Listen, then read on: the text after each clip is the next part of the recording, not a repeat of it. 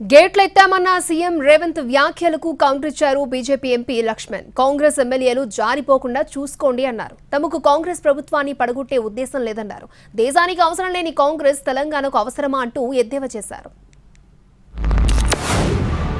మంచి పరిపాలన అందించడానికి ఎవరొచ్చినా కూడా మేము చేరికల అనే విధానానికి పోకుండా మేము పరిపాలన అందించినాం. కానీ ప్రతిరోజు బీఆర్ఎస్ వాళ్ళు బీజేపీ వాళ్ళు మీ ప్రభుత్వాన్ని పడగొడతామని చెప్పి వాళ్ళు కుట్రలు చేస్తున్నారు. కుట్రల్ని తిప్పికొట్టాలంటే మేము కొన్ని కఠినమైన నిర్ణయాలు తీసుకోవాల్సిన పరిస్థితి వచ్చింది. ప్రజలు ఎన్నుకున్న ప్రభుత్వాన్ని పారదర్శకంగా పనిచేయడాన్ని అవకాశం ఇవ్వకుండా కేసీఆర్ నుంచి మొదలు పెడితే కడియం శ్రీహరి గారు లాంటి వాళ్ళు కూడా ఈ ప్రభుత్వం 3 నెలలే ఉండదని, డాక్టర్ లక్ష్మణ్ గారు కూడా ఈ ప్రభుత్వము ఎన్నికలు అయిపోయిన ఎంబడే మా ఆపరేషన్ మొదలు పెడతామని, ఇది దేనికి సంకేతము?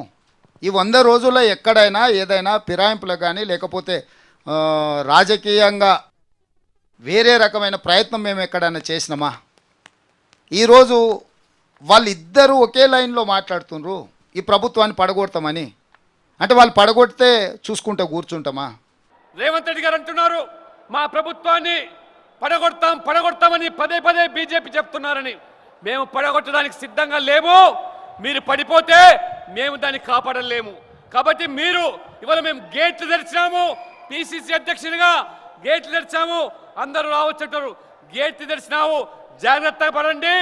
గేట్లు తెరిస్తే నీ ఎమ్మెల్యేలను కాపాడుకోండి, వాళ్ళు పారిపోయే పరిస్థితి వస్తుంది. కాబట్టి దేశంలో ఎక్కడ లేని కాంగ్రెస్ తెలంగాణకు అవసరమా?